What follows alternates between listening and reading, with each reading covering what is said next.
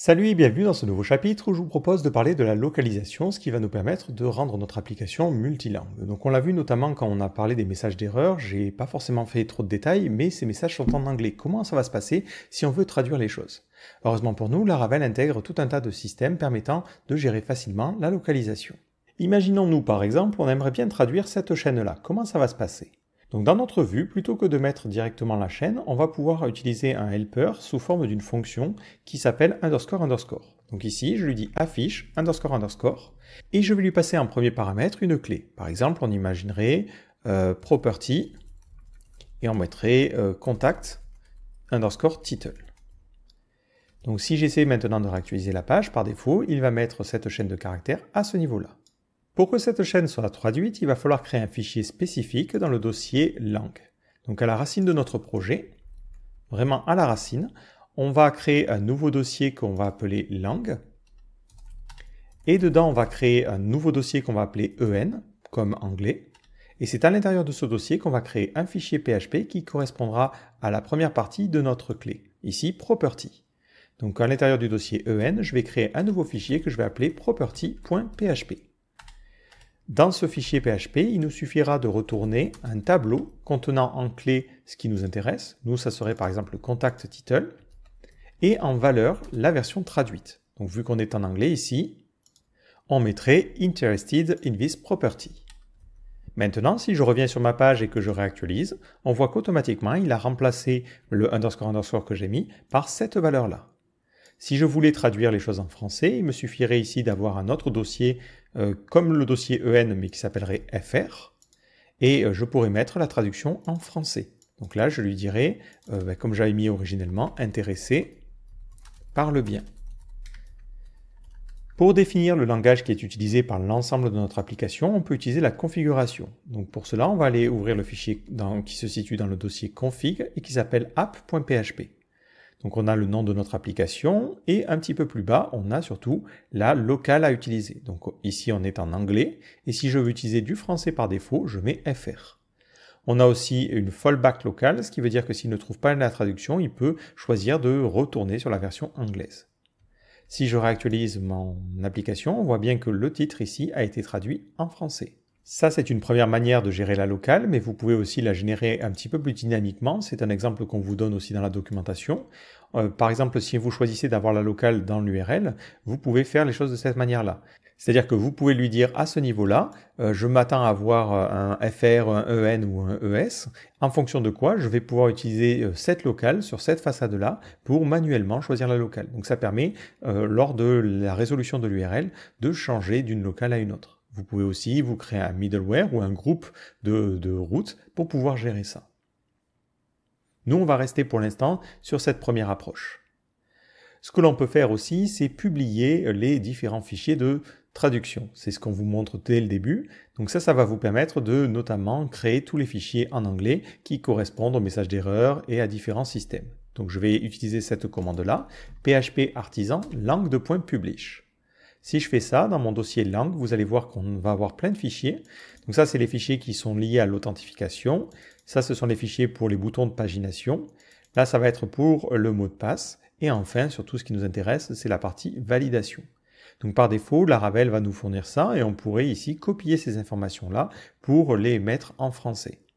Mais il y a une initiative qui a été créée, alors qui n'est pas directement disponible au niveau de Laravel, qui permet de traduire votre site un petit peu plus rapidement. Nous, notre objectif, ça serait de faire en sorte que si on envoie des informations incorrectes, plutôt que d'avoir les messages en anglais, ce qui ne nous va pas, on les veut en français. Donc on peut se rendre sur le site laravel-langue.com et vous avez en fait un package qui va vous permettre de gérer la traduction et qui peut s'adapter pour différents projets.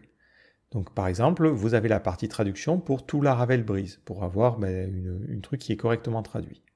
Pour installer ce paquet, il suffit d'utiliser cette commande-là. Donc on va faire un coup de composer require laravel lang /common-dev. Alors moi, il râle un petit peu parce qu'il me manque une extension.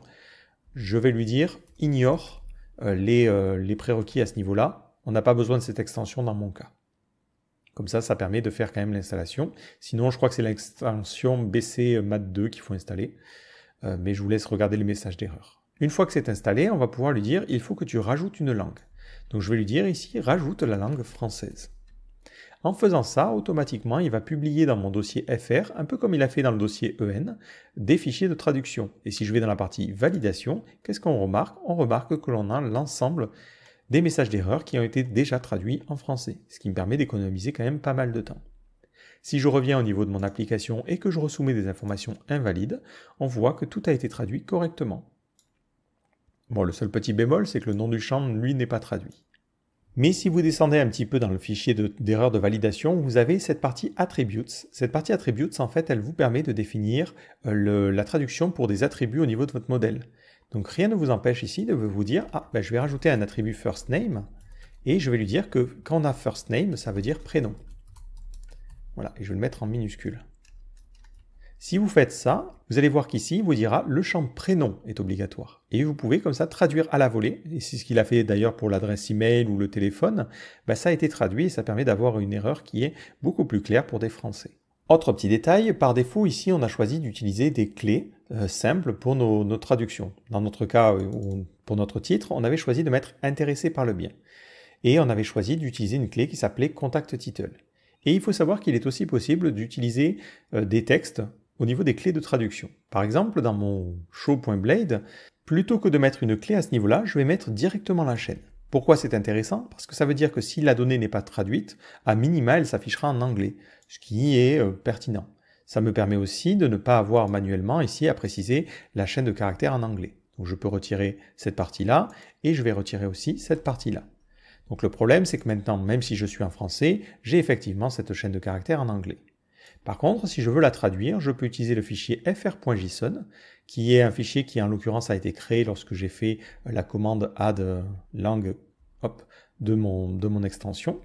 Et à ce niveau-là, je peux lui donner en clé du coup ma chaîne de caractères originale en anglais et en valeur la version traduite.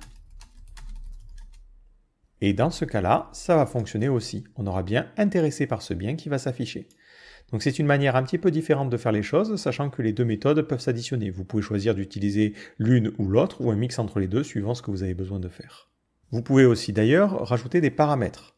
Par exemple, à ce niveau-là, vous pouvez mettre par interested in the property .title.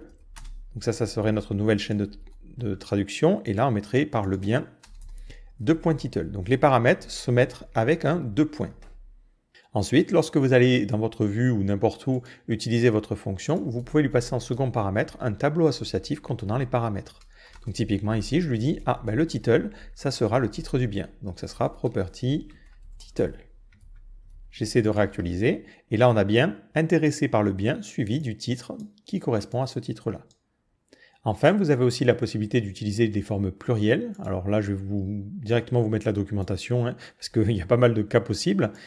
Donc si jamais vous voulez avoir du pluriel, vous pouvez écrire dans votre chaîne de traduction un petit pipe. Vous mettez la version au singulier suivie de la version au pluriel. Et vous pouvez utiliser ça à la fois dans la version JSON et à la fois dans la version pas JSON. Et vous avez aussi la possibilité de rajouter des expressions plus complexes. Alors ça va être intéressant dans des langues où le pluriel correspond à certaines situations. Là, carrément, il vous montre un exemple où vous changez le texte suivant le nombre et la quantité d'informations qu'il y a. Ensuite, lorsque vous souhaitez faire votre traduction, vous n'allez pas utiliser __, mais vous allez plutôt utiliser transChoice, qui va vous permettre de spécifier en premier paramètre la clé de traduction et en second paramètre la valeur. Cette valeur vous servant à déterminer si vous devez utiliser la forme singulière ou plurielle. Et vous pourrez, comme on l'a vu avec le __, préciser en troisième paramètre les paramètres à remplacer. Donc là, typiquement, ils mettent 2 points value, et du coup, ils passent en troisième paramètre la clé value et la valeur associée. Donc transChoice vous permet de gérer en plus la pluralisation. Donc __ pour des cas simples, et si vous avez le pluriel à gérer, vous utilisez transChoice qui prend 3 paramètres au lieu de 2. Et là, on a fait le tour de ce système de localisation. Au final, c'est relativement simple, et Laravel fonctionne avec des tableaux de base, il n'y a pas forcément une très grosse complexité à ce niveau-là. Même si vous n'utilisez pas le système de multilangue au niveau de votre site, je vous conseille d'utiliser le plugin que l'on a vu pour, à minima, traduire les messages d'erreur et les erreurs de validation. Ça vous permet ensuite d'avoir de jolis messages, et ça évite de laisser les messages en anglais qui ne font pas forcément très professionnels. Et en plus, vous avez le système d'attributs pour traduire automatiquement les différents champs correspondant à vos modèles. Donc j'espère que ce petit chapitre vous a plu et je vous donne rendez-vous dans le chapitre suivant.